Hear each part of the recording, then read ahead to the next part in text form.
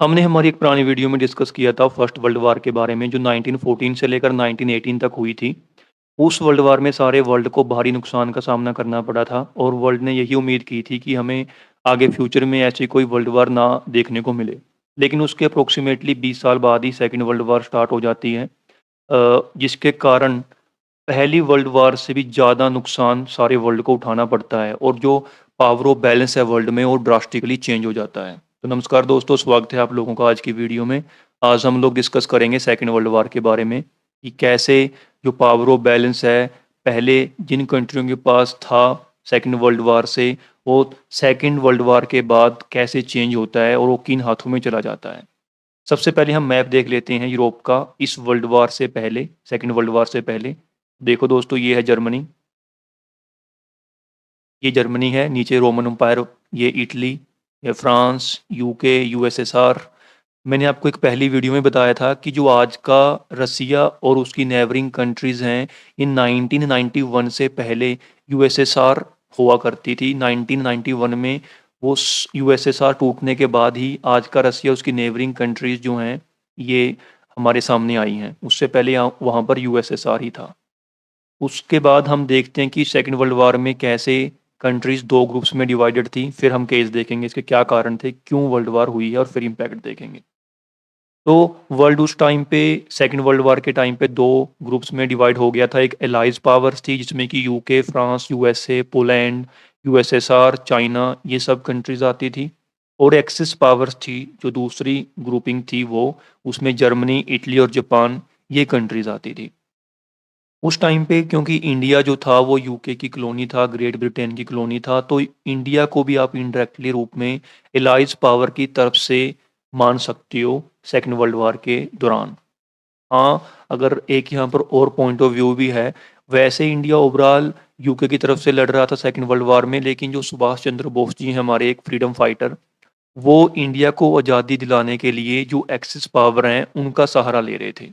ये हम जब इंडिया की कोई हिस्ट्री की वीडियो डिस्कस करेंगे, हम बहुत जल्द स्टार्ट करेंगे हम वो भी, तो वहाँ पर मैं आपको इसको ब्रॉड में बताऊँगा कि कैसे क्या हो रहा था वहाँ पर। लेकिन अब हम देखते हैं इसके कारण क्या थे सेकंड वर्ल्ड वॉर के। सबसे पहले treaty of Versailles, first world war जब ख़त्म हुई थी तो वहाँ पर सभी कंट्रीज़ के बीच में, चाहे वो हारने वाली थी, चाहे वो जीतने वाली थी, उनके बीच में एक ट्रीटी होती है, पैक्ट होती है। उसको कहा जाता है ट्रीटी ऑफ वर्साइलीज़। इस ट्रीटी में जो हारने वाली कंट्रीज़ थी उनको ही दोषी ठहराया गया था कि आपके कारण ही जो है ये फर्स्ट वर्ल्ड वॉर हुई है। तो ये एक बहुत बड़ा कारण बना, क्योंकि हारने वाली कंट्रीज़ को ये लगा, जिसमें जर्मनी भी था, कि ये सारे का सारा जो फर्स्ट वर्ल्ड वॉर की ज़िम्मेवारी है ये हमें ही ठहरा रही हैं। तो उनके अंदर एक द्वेष की भावना पनपने लगी, जिसका बाद में जाकर हम सेकंड वर्ल्ड वॉर के रूप में वो बदला लेने के लिए आगे आते हैं, वो हम देखते ही हैं। उसके बाद इकोनॉमिक इंस्टेबिलिटी, सभी कंट्रीज़ की जो इकोनॉमिक हालत थी ग्रेट डिप्रेशन के कारण वो बहुत ही ज़्यादा बुरी थी। 1929 में ग्रेट डिप्रेशन आया हुआ था, जिसके कारण सभी कंट्रीज़ की जो इकोनॉमिक हालत थी वो बहुत ही ज़्यादा बिगड़ी हुई थी। मिलिटराइज़ेशन, सभी कंट्रीज़ बहुत ही ज़्यादा मिलिट्री पे स्पेंड कर रही थी। एक कंट्री दूसरी कंट्री से ज़्यादा अपनी मिलिट्री को पावरफुल बनाना चाहती थी। ये एक कारण, जो मिलिटराइज़ेशन है, ये फर्स्ट वर्ल्ड वॉर का भी कारण बना था और ये सेकंड में भी बना जाकर कारण। उसके बाद टेरिटोरियल एग्रेशन, ज़्यादा से ज़्यादा कॉलोनीज़ कोई भी कंट्री अपने अंडर करना चाहती थी, जिसके कारण सेकंड वर्ल्ड वॉर हुई। पॉलिटिकल आइडियोलॉजीज़, एक डेमोक्रेसी आइडियोलॉजी थी उस टाइम पे और एक थी कम्युनिज़्म, मतलब कि टोटलिटेरियन भी कह सकते हो आप, कि एक ही बंदा सारी पावर अपने हाथ में रखना चाहता है, और एक साइड डेमोक्रेसी थी। उसके बाद अपीज़मेंट पॉलिसीज़, ये आपको मैं थोड़ा बता दूँ कि जब ट्रीटी ऑफ वर्साइलेस हुई थी 1919 के अराउंड, फर्स्ट वर्ल्ड वार ख़त्म होने के बाद, तो उस टाइम पे काफ़ी सारी जो जर्मनी ने फर्स्ट वर्ल्ड वार में टेरिटरीज़ ली थी वो उससे छीन ली गई थी, और जो जीतने वाली पावर्स थी वो उनमें डिवाइड कर ली गई थी। उन्होंने अपने आप में, मतलब वो टेरिटरी जर्मनी से ले ली और अपने आपस में डिवाइड कर ली कि हाँ, थोड़ी टेरिटरी आप ले लो, जो जीतने वाली पावर्स हैं उन्होंने। लेकिन जब हिटलर पावर में आते हैं तो वो सारी की सारी टेरिटरीज़ जो फर्स्ट वर्ल्ड वार के बाद जर्मनी से ली गई थी वो उन्होंने वापस ले ली। अब स्टार्टिंग में जब वो टेरिटरीज़ ले रहे थे तो जो पहले ली गई थी सिर्फ़ वही ले रहे थे। तो जो यूके, फ्रांस, ये कंट्रीज़ थी, इनको लगा कि कोई ना, ये हमने इनसे उस टाइम पे ली थी तो ये वापस ले रहे हैं, तो कोई ना, ले लेने दो इनको। लेकिन धीरे-धीरे उन्होंने इस बात को बहुत लाइटली लिया और धीरे-धीरे जर्मनी जो था वो दूसरी टेरिटरीज़ को भी अपने अंडर करने लग गया जो पहले उसके एरिया ऑफ इन्फ्लुएंस में नहीं थी उनको भी। तो ये भी एक बहुत बड़ा कारण बना। उसके बाद जियोपॉलिटिकल टेंशन्स ग्रुपिंग्स बनी हुई थी। टेंशन्स पहले ही बहुत ज़्यादा थी वहाँ पर।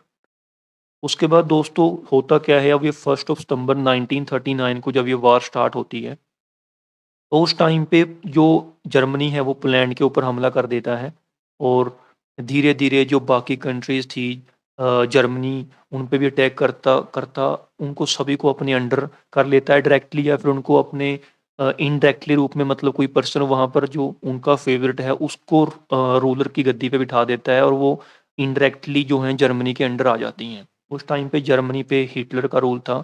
ये ये पिक्चर देख सकते हो आप, ये हिटलर की है, ये इनके साथ मुसोलिनी है। क्योंकि एक्सिस पावर में 3 कंट्रीज़ हमने डिस्कस की हैं, एक थी जर्मनी, एक थी इटली, एक थी जापान। हिटलर जर्मनी को लीड कर रहे थे, मुसोलिनी जो थे वो इटली को लीड कर रहे थे। जो नाज़ी वर्ड आप लोग सुनते हो, नाज़ी पावर, वो नाज़ी जो पार्टी थी वो हिटलर से ही बिलॉन्ग करती थी या फिर हिटलर नाज़ी पार्टी से बिलॉन्ग करता था, आप लोग कुछ भी कह सकते हो।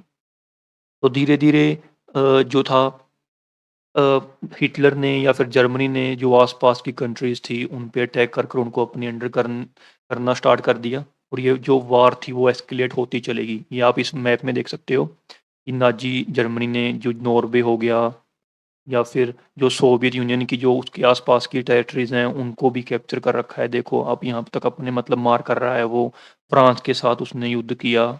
यहाँ पर नीचे इटली जो मुसोलिनी थे वो एक ग्रेट रोमन एम्पायर बनाना चाहते थे। तो वैसे इनके मतलब जो भी लीडर एक्सिस पावर में थे, इनके ये सपने थे कि हमारी कंट्री का एक बहुत बड़ी लैंड के ऊपर कब्ज़ा हो और रूल हो।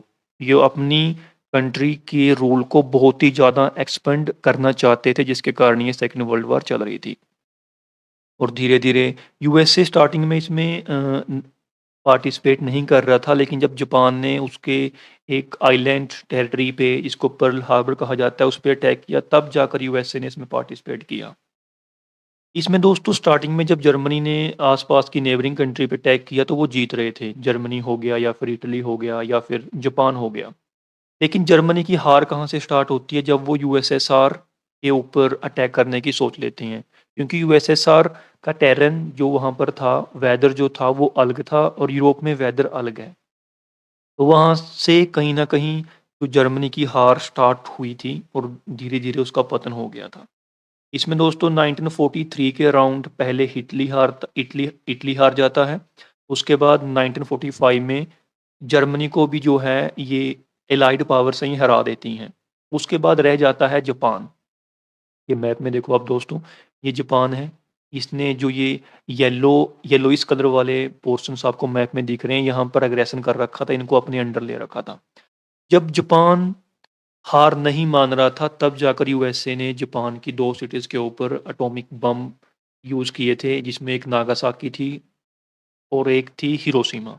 इन 2 सिटीज़ के ऊपर न्यूक्लियर बॉम्ब से अटैक करने के बाद जापान ने सरेंडर कर दिया था और तब जाकर ये सेकंड वर्ल्ड वॉर खत्म हो गई थी 1945 में। तो सेकंड वर्ल्ड वॉर सॉरी, तो सेकंड वर्ल्ड वॉर का जो टाइम पीरियड है, जो टाइम स्पैन है, वो 1939 से लेकर 1945 है। इसके बाद इसके इम्पैक्ट क्या पड़े हम अब वो देख लेते हैं। सबसे पहले starting of the nuclear age. इस वर्ल्ड वॉर के दौरान ही हमने डिस्कस भी किया है कि यूएसए ने जापान की 2 सिटीज़, एक नागासाकी और एक हिरोशिमा, इन दोनों के ऊपर 6th ऑफ अगस्त और 9th of August 1945 6th of अगस्त और 9th ऑफ अगस्त 1945 को इन 2 सिटीज़ के ऊपर न्यूक्लियर बॉम्ब से अटैक किया, जिसके कारण जापान ने सरेंडर किया था और सेकंड वर्ल्ड वॉर खत्म हो गई थी। एशिया में भी मतलब ओवरऑल ही खत्म हो गई थी। तो पहले जो वार चलती थी उसके लिए कन्वेंशनल वेपन होते थे, लेकिन इस वार के बाद न्यूक्लियर वेपन्स का यूज़ होना स्टार्ट हो गया। जैसे कि आज के टाइम पे इंडिया के पास भी न्यूक्लियर वेपन हैं, पाकिस्तान के पास भी हैं, नॉर्थ कोरिया के पास भी हैं, इज़राइल के पास भी हैं, तो ऐसे। उसके बाद democracy versus communism. Western countries democracy को बाकी सारी कंट्रीज़ में फैलाने लग गए और कम्युनिज़्म यूएसएसआर, चाइना, इन कंट्रीज़ में फैलने लग गया। टोटलिटेरियनिज़्म, जिसमें आपको मैंने बताया था कि पावर कुछ ही हाथों में आ जाती है। जैसे डेमोक्रेसी में तो लोगों के पास पावर है ना कि वो वोट करेंगे तो कोई एक पार्टिकुलर पार्टी जीतेगी, पीएम बनेंगे या फिर प्रेसिडेंट बनेंगे। लेकिन टोटलिटेरियनिज़्म में पावर कुछ ही हाथों में आ जाती है, सारी की सारी पावर जो है कुछ ही हाथों में सेंट्रलाइज़ हो जाती हैं। उसके बाद 4th पॉइंट है हमारा starting of the cold war. Cold war में दोस्तों क्या था कि जब यूएसए ने अमेरिका ने जापान के ऊपर एटॉमिक बम्स का यूज़ किया, तो यूएसएसआर को ये लगा कि ये जो यूएसए ने यूज़ किया है बॉम्ब्स का, ये हमें धमकाने के लिए किया है। तो 1945 के बाद 1991 तक, जब तक यूएसएसआर का डिसइंटीग्रेशन नहीं होता है, तब तक यूएसए और यूएसएसआर के बीच में कोल्ड वॉर चलती रहती है। कोल्ड वॉर का मतलब क्या होता है कि वो डायरेक्टली वार नहीं कर रहे, लेकिन वो सभी फील्ड में एक दूसरे से आगे निकलने की कोशिश कर रहे हैं। उसके आगे नेक्स्ट पॉइंट है हमारा नॉन अलाइनमेंट मूवमेंट, ये आप देख सकते हो। 5th पॉइंट है हमारा। इसमें 2 ग्रुप डिवाइड हो गए हैं फर्स्ट वर्ल्ड वॉर के बाद। वर्ल्ड जो है सारा 2 ग्रुप्स में डिवाइड हो गया है। एक यूएसए का ग्रुप है, एक यूएसएसआर का ग्रुप है। लेकिन कुछ कंट्रीज़ इन दोनों ग्रुप्स में नहीं जाना चाहती, जैसे कि इंडिया। तो उन कंट्रीज़ ने एक थर्ड ग्रुप बनाया जिसको कहा जाता था नॉन अलाइनमेंट मूवमेंट। इसके बाद नेक्स्ट पॉइंट है हमारा रीजनल ऑर्गेनाइजेशन, नाटो, सियाटो, ऐसी काफ़ी सारी रीजनल ऑर्गेनाइजेशन बनी। मतलब रीजनल ऑर्गेनाइजेशन में कुछ कंट्रीज़ एक रीजन की मिलकर सामने आई, अपने जो उनके अपने वर्ल्ड स्टेज पे जो उनकी कंट्रीज़ के लिए बेस्ट है, उसको प्रोटेक्ट करने के लिए। उसके बाद राइज़ ऑफ इंडिपेंडेंट स्टेट्स, जो ये कॉलोनियल पावर थी, जैसे यूके होगी या फ्रांस होगी या इटली होगी, इनके अंडर जो पहले कॉलोनीज़ थी, उन कॉलोनीज़ में से काफ़ी सारी कॉलोनीज़ ने, या फिर मोस्टली कॉलोनीज़ कह लो आप लोग, उनको इंडिपेंडेंट मिल गई। जैसे कि इंडिया को आज़ादी मिल गई थी 1947 में, और पाकिस्तान को आज़ादी मिल गई। ऐसे मतलब धीरे-धीरे सारी कंट्रीज़ आज़ाद होने लगी। End of imperialism and colonialism, जो कॉलोनीज़ बनाई हुई थी ये यूरोपियन कंट्रीज़ ने, ये सारा जो कंसेप्ट था ये सारा ख़त्म हो गया इस वर्ल्ड वॉर के बाद धीरे-धीरे। हाँ, वो एक अलग टॉपिक है कि नियो कॉलोनियलिज्म आगे आ गया, वो हम आगे आने वाली वीडियो में डिस्कस करेंगे कि कैसे ये कंट्रीज़ दूसरी कंट्रीज़ को अपनी कॉलोनी बना रही हैं एक दूसरे वे में। इसके आगे हमारा लास्ट पॉइंट है establishment of UN and other institutions.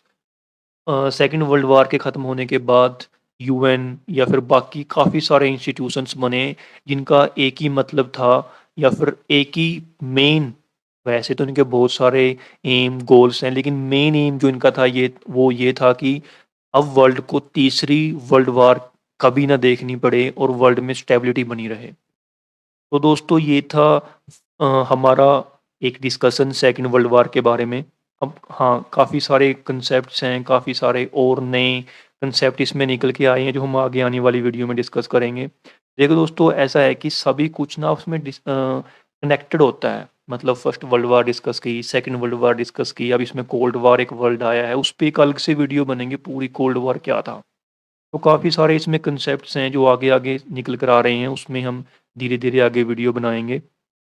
उन सब वीडियो को देखने के लिए आप लोग हमारे साथ बने रहिए। बहुत जल्द मिलते हैं एक नई वीडियो के साथ, तब तक के लिए धन्यवाद।